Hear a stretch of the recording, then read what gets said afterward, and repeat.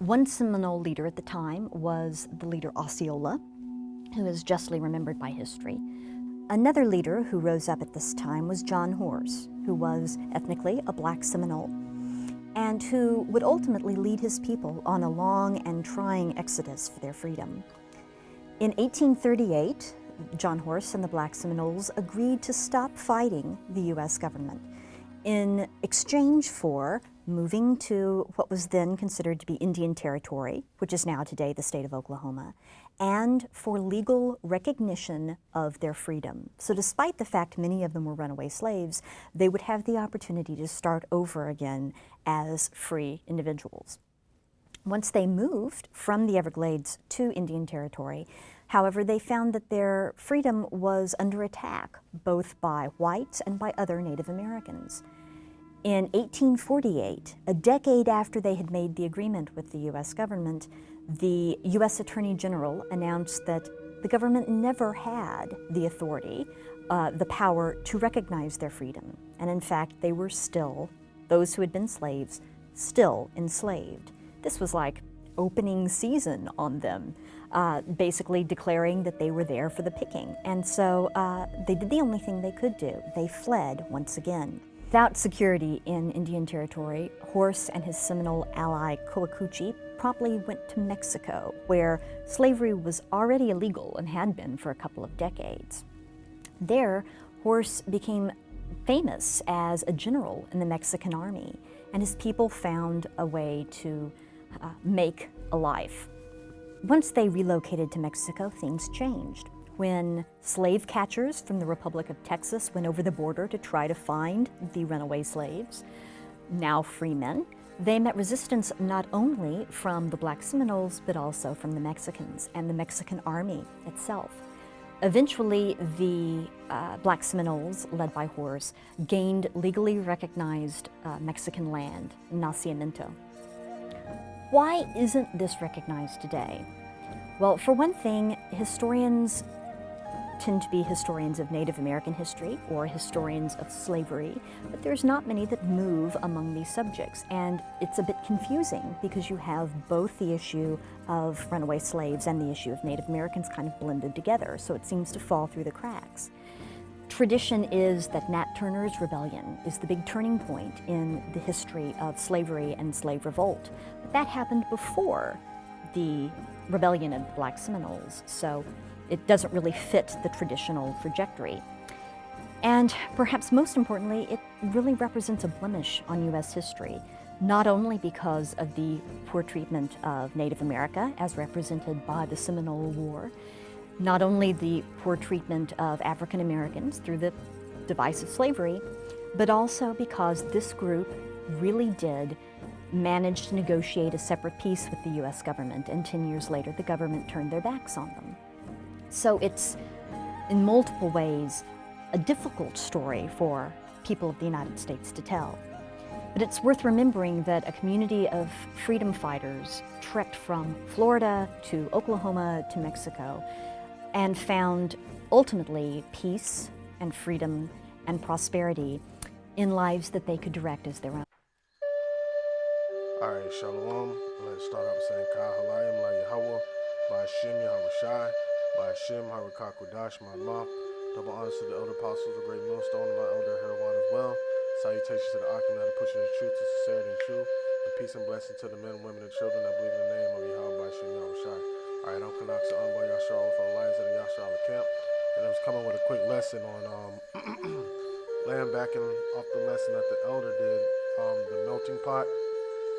America being the melting pot, and he made a mention of, which is a beautiful lesson, right on point too, because America is the melting pot, just like how Babylon was a melting pot. There's so many similarities between America and Babylon and Assyria and Egypt, but you know, this being a melting pot for everybody to come and bring their ways together, and you know what I'm saying, in one place, like the elder said in the video, sounds like the Tower of Babel. So a big place of confusion, a bitter place of confusion. All right. So he mentioned a particular fellow, a REUBENIte named John Horse. You know, after I watched I got halfway through the video, and I had to go to work. But when I came back, um, I had started looking into John Horse. A real interesting fellow. Um, so just wanted to do a lesson on the Lord. Wanted this lesson to edify and to serve His purpose. To the hopeful elect, the ones that truly believe in the name of Yahweh Shem Yahushai.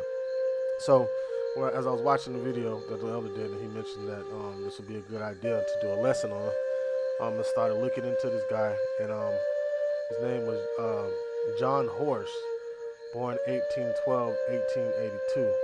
I mean, from 1812 to 1882. Also known as Juan Caballo, or Juan Cavallo, or John Kawaya. All right, with spelling variations, and also Grouper John was of mixed ancestry, African and Seminole Indian, which his mother was so-called African. They were both Israelites. Parents were both Israelites. All right, who fought alongside the Seminoles in the Second Seminole War in Florida, and I think he was the successor to Osceola. And the elder did a lesson on Chief Osceola also. I'll put the link to that lesson in the description box so you can go back and refer to Chief Osceola. All right. So yeah, this is John Horse, one of the leaders in the leader in led the Seminole and the so-called Black Indians. Led the charge in the Second Seminole War in Florida, which was one of the longest ones, if I'm not mistaken. All right, so going into his nicknames, he had a particular nickname named Grouper John. They say Grouper John was the best general known to man, right? At that time period.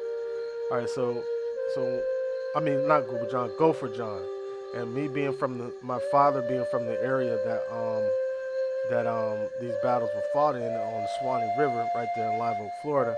I know what they refer to when you're talking about a gopher. Gopher turtles is like a delicacy. You got gopher turtle soup and a stew. It's like it's unlawful. Didn't know then, but I know now. Not to do nothing like that. But it's a delicacy in those areas, and they like to eat gopher turtle. And so they named John Horse Gopher John. So when I looked up, like, why did they name him Gopher John? So it's a legend, so we don't know how true it is, but it says, as legend says, John Horse got the nickname Gopher John as a child.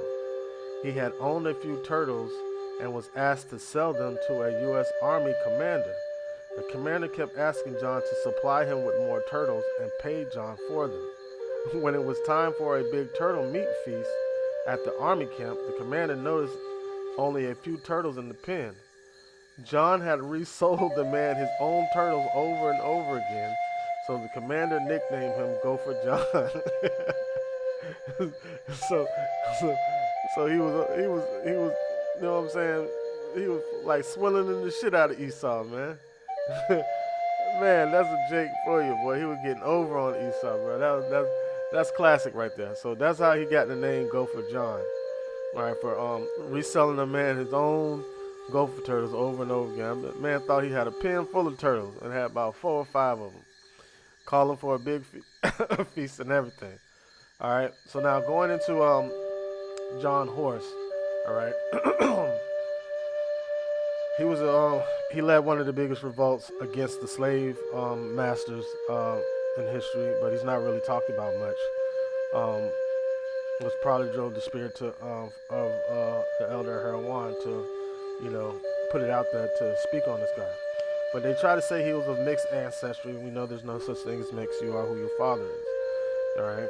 So he all right. So going back to about John Horse, it says he rose to prominence in the 3rd year of what was to become a 7-year war, when the first generation of black Seminole leaders was largely decimated, and the primary Seminole war chief Osceola, right? So the elder did a lesson on Osceola, and I'll put the Lord willing, I'll put the link to the lesson in the description box so you get more in depth on who he was.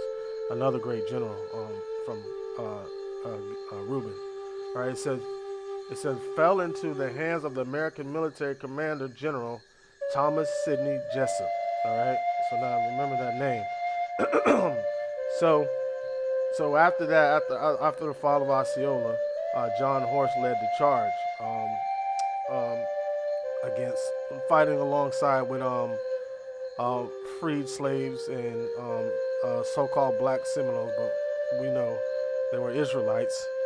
All right, that were banding up together, fighting against the devil Esau. But we all know what is Esau's main primary goal is to divide and conquer. All right, so they ended up dividing them, and we'll just it'll be explained. But yeah, it says the birth of John Horse is celebrated on this date, April 19th. On April 19th, it says he was a black African Native American soldier. That doesn't even sound right. Black African Native American. He was an Israelite, most likely a Reubenite. All right. Soldier who fought alongside the Seminoles in the Second Seminole War in Florida. John Horse was in the region called Maconape in north central Florida.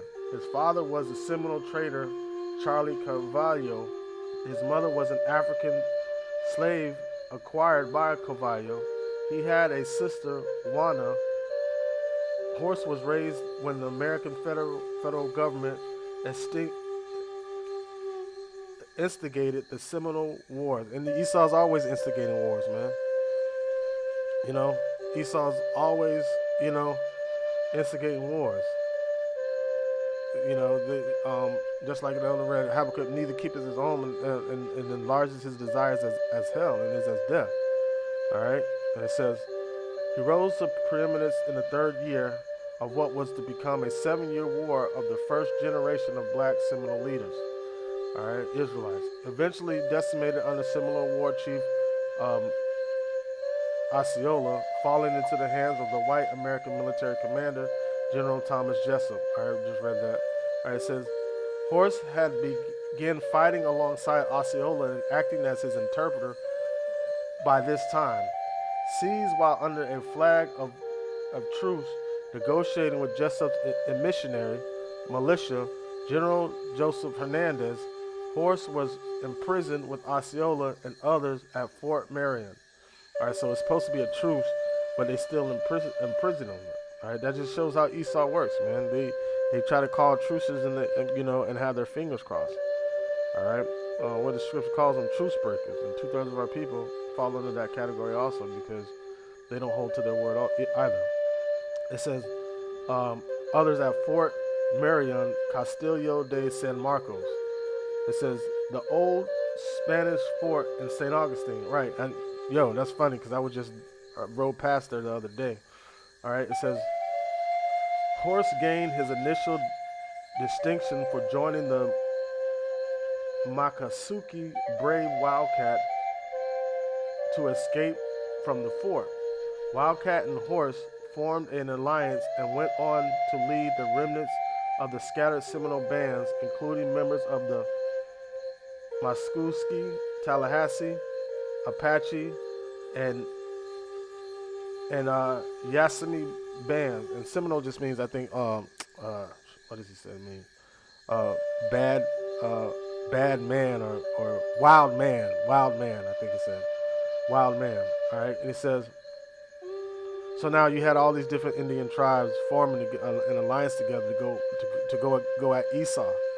All right. It says, and what was by then a highly mixed grouping of Indians and Africans, all Israelites, man. So now you have this band of soldiers, right, coming together. More than likely is Reuben and Gad, and Judah, maybe Benjamin a little bit, maybe a little bit of Levi, but coming forming together and going against this devil, man. But it just goes to show you that it doesn't matter how much we come together. You always hear people say, if we as so-called, They say blacks, but we as so-called blacks could come together. We could be able to overtake. Nah, it ain't about. It's about the will of Yahweh by Shem Yahweh Shai. Now, with that being said, let me get a scripture real quick. This is Genesis chapter 49, verse 1. It says, "And Jacob called unto his sons, and said, Gather ye yourselves together, that I may tell you what shall befall of you in the last days." All right, and it says, "Gather yourself together, hear ye sons of Jacob, and hearken unto Israel your father." So Yahweh Shem Yahweh Shai is putting a stamp on it. Yes, come listen to what your father's got to say, because I'm about to tell your father to tell you what's going to happen to you in the future. All right. So this goes. That's also even proven reincarnation. It says, verse 3. It said Reuben. All right. More than likely, John Horse was a Reubenite. It says, "Thou art my firstborn, my might, and the beginning of my strength, the excellency of dignity, and the excellency of power." Right. So he's just describing who Reuben was as a person. So when you understand the things that John Horse did, it fits that characteristic to the T. Leading the charge and trying to free majority of the slaves and becoming free himself and then becoming enslaved himself. He went through a lot, but it just goes to show you it doesn't matter what we do. If it's not according to the will of Yahweh by Shem Yahweh Shai, it's not going to happen. All right. It says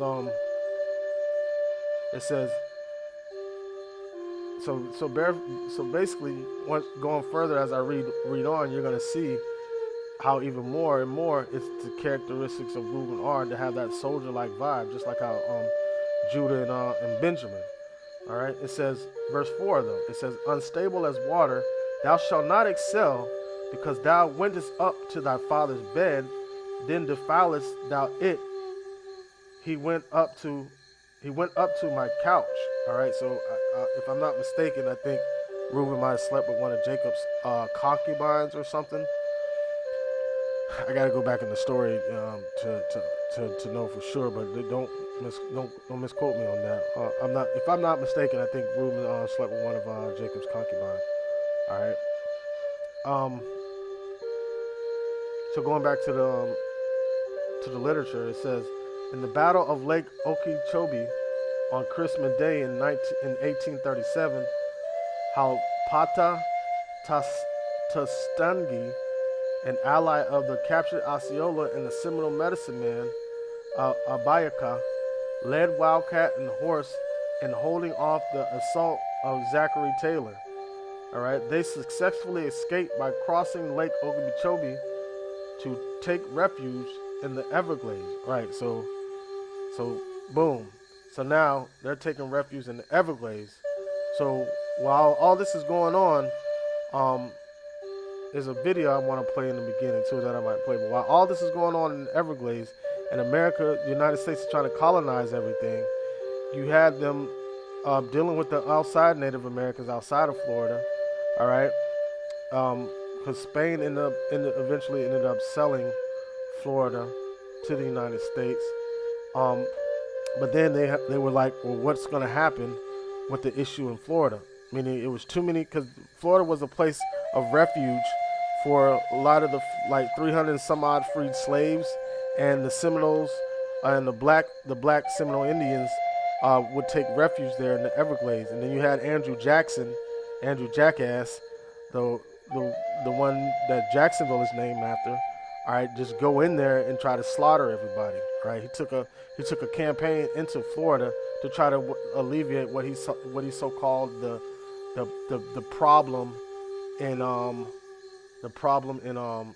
Florida. All right, Shalaki, it was along the Swanee River. All right, it says, when the War of 1812 broke out between the United States and Great Britain in the year John Horse is brought, the year Horse is thought to have been born. At that time, he and Joanna, his sister, were probably living with their mother in one of the black settlements affiliated with and under the jurisdiction of the Alachua Band of Oconee, Seminole along the Swanee River. When American General Andrew Jackson invaded the area, he scattered the tribal people and their black allies in the region, destroying settlements, Israelites, and seizing blacks, Israelites, from among the Seminole for remove along the Seminole for removal to the north to be returned to plantation slavery. All right, so this is when this is previous before, right around his birth. So I remember once at some point in time, Andrew Jackson went in and invaded Florida because he felt like Florida became problematic with all the so-called blacks and so-called Seminole Indians were taking refuge. All right, it says John was probably displaced with his family by these actions since the first enters the historical record some years later as a young adolescent in the Tampa area. John Horace spent his formative years among the Oconee Seminole, living like their older Indian boys, learning to hunt and fish and developing tracking skills. He also became proficient with bow and arrow and with a rifle, developing a reputation in later life as a keen marksman with a steady hand in combat. Unlike many of his fellows, however, he also learned to read and write and acquire linguistic skills in English, Spanish, and the Hatachi tongue spoken by the Oconee and many other Seminole bands. All right, so he was like he was for Osceola. He was an interpreter and a negotiator. So he knew he could speak English, he could speak Spanish, and he could speak Hatachi.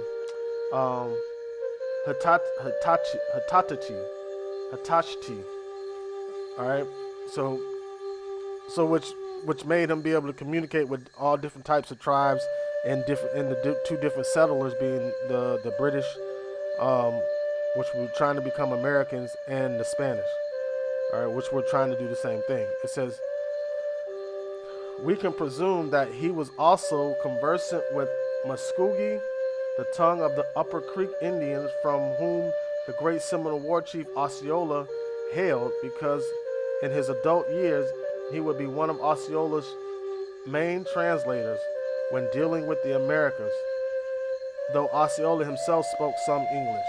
All right, so he was mainly an interpreter, a negotiator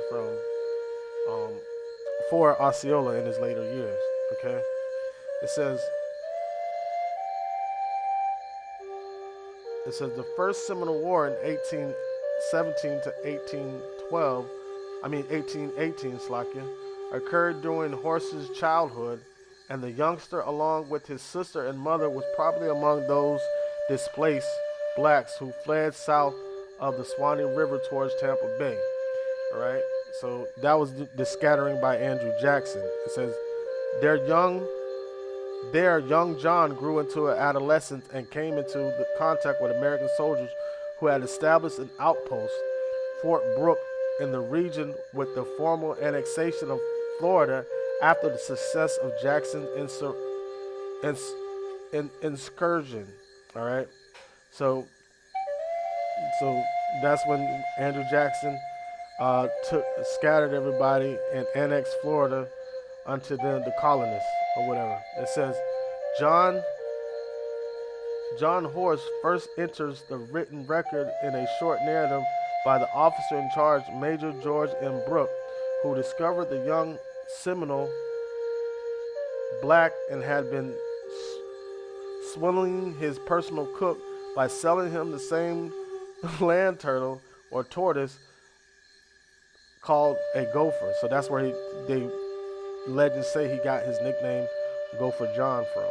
It says multiple times the major's personal mess discovering the young boy's fraud, Brooke opted for leniency and let John go on the condition he make good on the missing turtles, which he apparently did.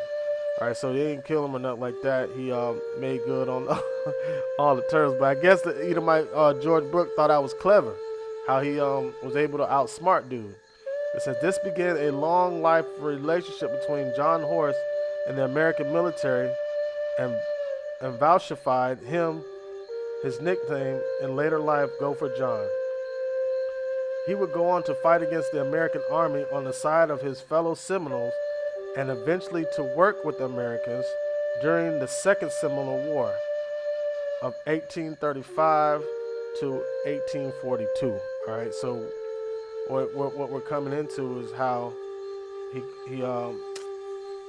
well, we'll just read it because he's gonna join the side with the Americans at one point because he felt like he had to, man. All right, it says, which began when American settlers pursued for Indian removal to free up their lands for white settlement.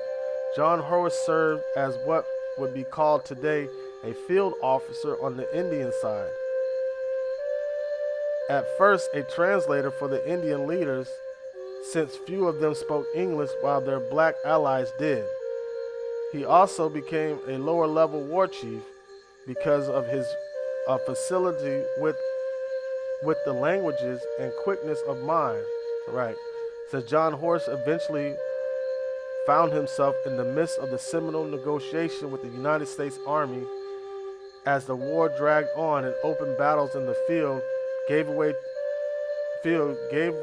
to guerrilla tactics and a long war of artilleration.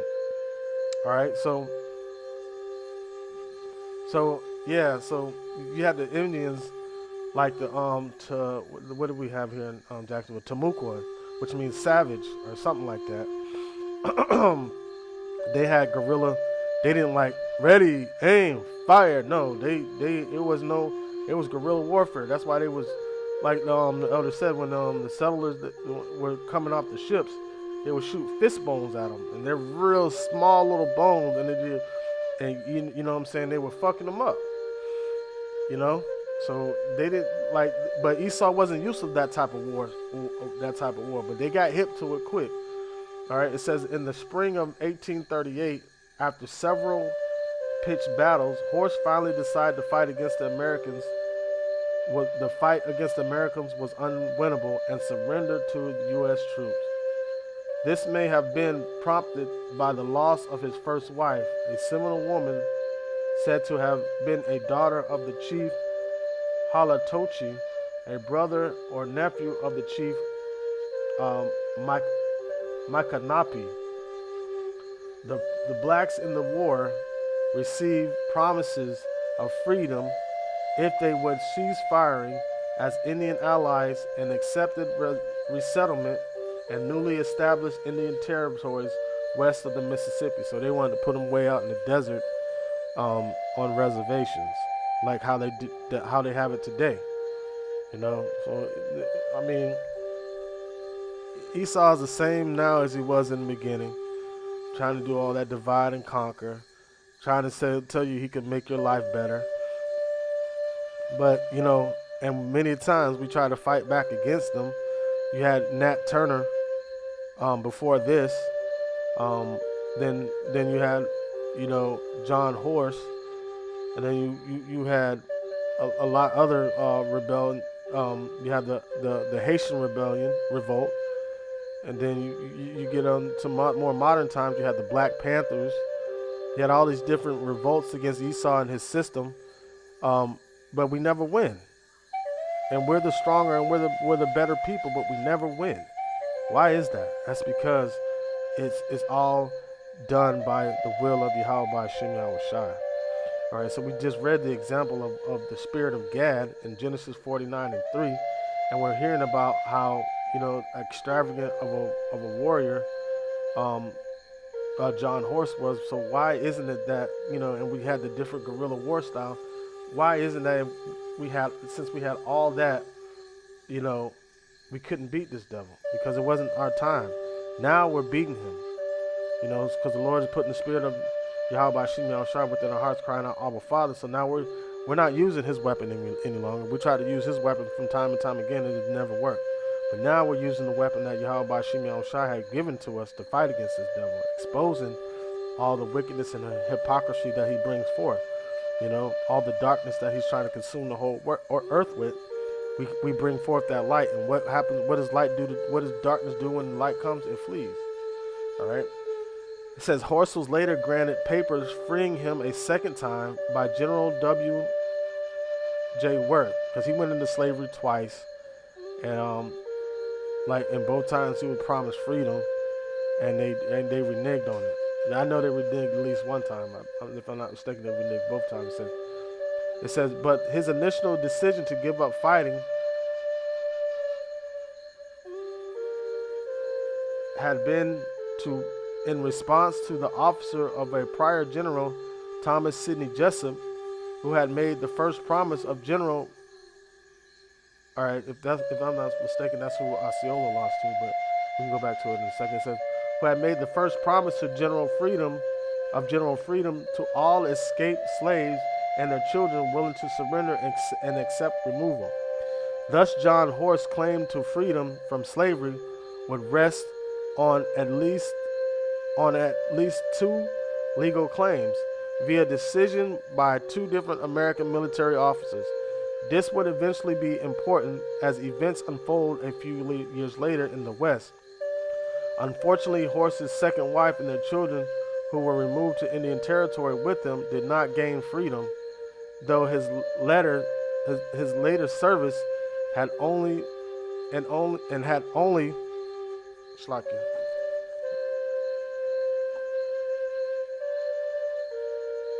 All right. It says this would eventually be important as events unfold a few years later in the West. Unfortunately, Horst's second wife and their children, who were removed to Indian Territory with him, did not gain freedom, though his later service and had only the earlier declaration by Jessup to fall back on, thus remaining at risk from the increasingly aggressive activities of slave catchers in the new Indian Territory. All right, so they were like, when Esau had the green light, because when Andrew Jackson was sending them back in there, he was like, round all of them up. Let's try this thing again. All right, so now these slave catchers were being overly aggressive. They sometimes they didn't even care about paperwork. They'll snatch you up anyway if they felt like they can get away with it. All right, it says with other Seminoles, Horst was shipped across the Gulf of Mexico to Tampa Bay in New Orleans, and north from there by way of the Mississippi and Indian Territory to Indian Territory. There he and his family joined with the other Seminole and Black Seminoles who had accepted removal to take up residence at one of two locations assigned to the Seminoles inside the Creek area. Horst quickly rose as a leader among the Black Seminoles because of his friendly relations with Americans and experience as a leader in fighting, and his linguistic language skills and the decisive cleverness. All right. So now, so he became famous among the so-called Seminoles and so-called Black Seminoles because of his history, and so they were being pushed all the way on these territories, and they had to start living on these territories, and so life wasn't that great on the territories, and that's what we're about to go into next. It says life in Indian Territory. It says in the new territory, John Horst worked sporadically for the army as an interpreter and sometimes as an intermediary for the officers and the Indian leaders, asked to help persuade the remaining Indian fighters in Florida to surrender and relocate to Indian Territory, as he and others had done. All right, so that's you can read about that with the Maccabean revolt, how they tried to convince other Israelites to encourage us to leave the laws of our fathers and go after them and live according to how they want us to live. All right. All right. It says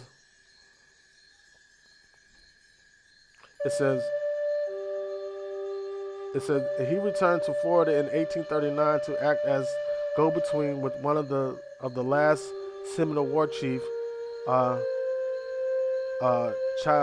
Chayatuchi, which means wildcat, eventually convincing his old friend to accept the inevitable and come in too. Horse was sent back to Indian Territory in 1842 as part of a group of about 120 other exiles once the army felt he had done what they needed. Right, so he went right back on the reservation. They call it Indian Territory, but it's the reservation, just like how they have them today, out in the middle of nowhere. They got little hole-in-the-wall casinos and stuff like that. It's like Esau won't like to take what's yours and give you the scraps. That's just like the devil, man.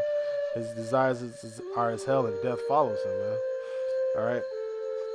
It says in Indian Territory again, the exiled Seminole leadership finally voted freedom for John Horse, too.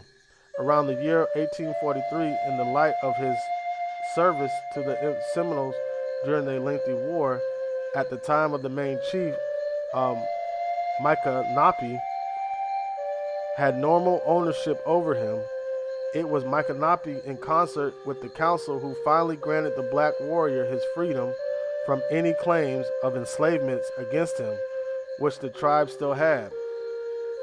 Thus, Horse had been freed 3 times by Jessup's original declaration, by General Worth, who was Jessup's last successor for service rendered, and by the Seminole leadership. All right, so he was just in captive all the way around.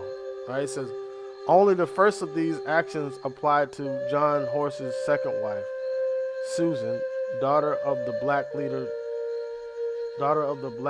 July. It says, and their children, however, and that action would soon come into serious question. So, like, they were going to let him go free, but they were going to keep his family. It says conflict arose in the territory because the transplanted Seminoles had been placed on land allocated to the Creek Indians, since the United States government had failed to recognize that the tribal distinctions between the two peoples. Right, so that's like how they do today. It says the Seminole were a loose amalgam of Creek bands, which had detached themselves from the Creek Indians Federation a century earlier and relocated to then Spanish Florida. Although they had continued to maintain ethnic and some kinship ties with their Northern Creek brethren in Georgia, Alabama, and parts of the Carolinas, because the Creek had adopted Indian institutions of chattel slavery, while the Seminoles had done the same. They lived in very different ways. All right, so these 2 different Indian tribes had tribal differences, and we developed that over the years. Over captivity, we developed differences within each other. But each tribe of Israel has their own characteristics, but these were at variance against each other. But Esau didn't care about that. It says the presence of free blacks among the Seminoles on Creek land and under the normal sovereignty of the Creek Tribal Council caused friction between the 2 groups. The free blacks threatened the Creek slaves holding status quo because their very existence tempted the Creek's own slaves to challenge their status. It says, and provided a tempting target for Creek and affiliated groups seeking to acquire more slaves. All right, so you had some of the Creeks that were enslaving black Seminoles and blacks, and you had some that were slaves themselves, and that were against that, and that put them at variance against each other. So, but then some of the Creek slavers were looking for opportunities to gain more slaves. It said Creek slavers and those from other Indian groups and some whites soon began raiding the black Seminole settlements to kidnap and enslave anyone they could get their hands on, and John Horse quickly became a focal point for organizing resistance to these encroachments. Veteran of the war of the Seminole War, John Horse and his own off-gain ally Chaochi Wildcat, who had hopes of succeeding Monocapi as leader of the Seminoles, who had opposed living under the Creek, protested. The armies, responding to their concerns, demanded and got factors released to release, but neither they nor the Creek Tribal Council pursued charges of the kidnapping against the suspected slavers. Just like what happens today. All right, no justice, no peace. We've been yelling this all the time, man. We want rights. Rights for what? Like Esau is going to continue, and our own people are going to continue down this path until Yahweh Shem Yahushua comes and destroys this place, man. It says the slave raids continue as tensions mounted. All right, so now they're going to continue, raiding the people. So this man went into slavery 3 times. All right, so I'm going to read a little bit more of this, get into his later life. It says, his later life, John Horse liked to drink. At one point, after crossing Black Creek into Texas, he allowed himself to get too drunk and was taken captive by some of the local whites. Right, so, and alcoholism is still a real heavy burden on Gad and Reuben.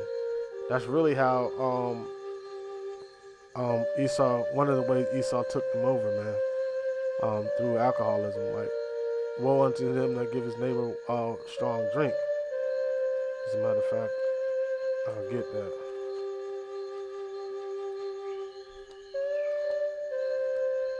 All right, slucking.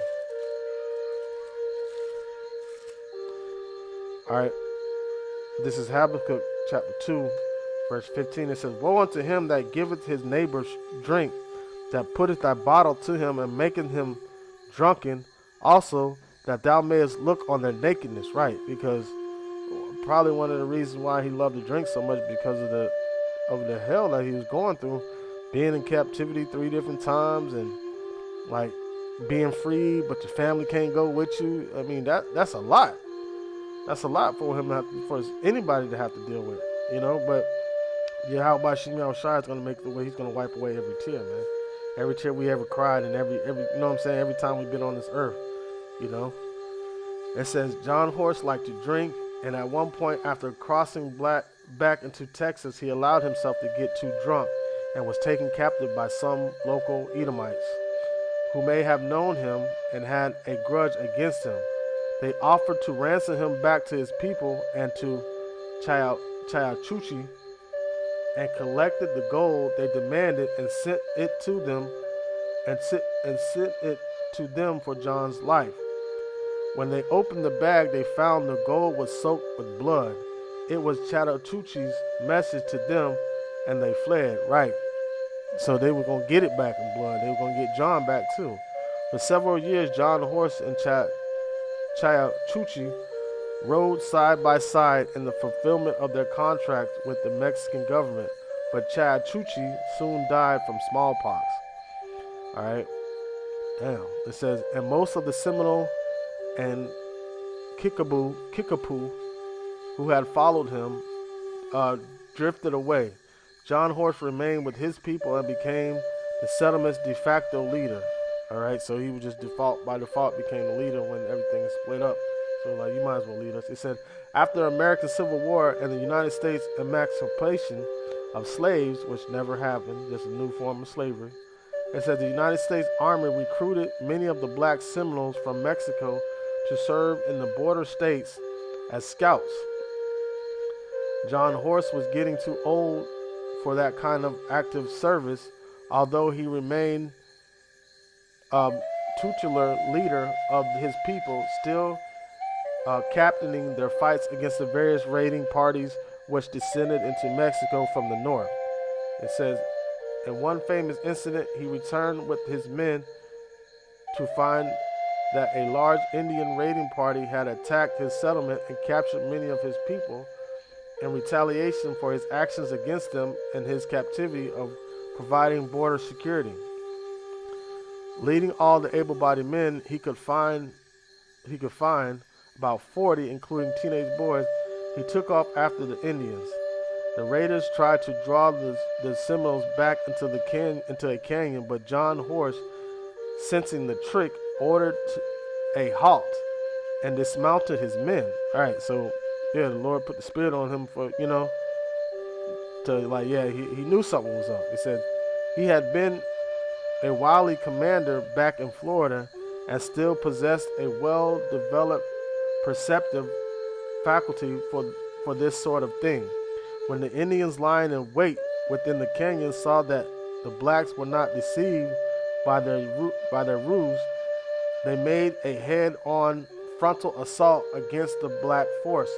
All right, it said John Horse's men had only single-loaded rifles, mostly of vintage type. So they had the muskets. All right, it says, and when they had discharged their first volley, it failed to turn the Indians, who just kept coming at them. All right, so they did that kneel down. So then they got to tear the gun packet off, put the gunpowder in there, pack it down, put the bullet in there, and then turn to shoot. All right, it says, all right. It says John's horsemen had only single-load rifles, mostly of vintage type. Weapons. John Horse stepped out in front of his men and leveled his own empty weapon at the oncoming chief, and taking deliberate and careful aim. So he had an unloaded gun, and he just aimed it at the chief, because once the head by, you kill the chief in a battle. All right, the rest of the Indians gonna, that's any army. You kill the general, nobody's there to call the troops and tell them what to do. It says he had always been a crack shot, and the Indians knew it. So everybody knew that he was a marksman.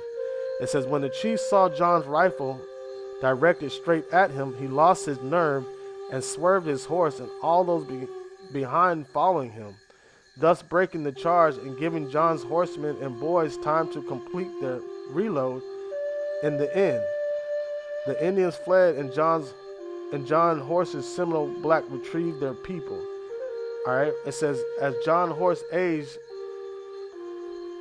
though many of his people migrated back across the Texas border to work for U.S. Army as scouts, these men and their families settled near Fort Clark in what is now today Bracketville. So now he's starting to get old, and and he can't do the work that he used to do no more. And now we're getting into his death real quick. All right, it says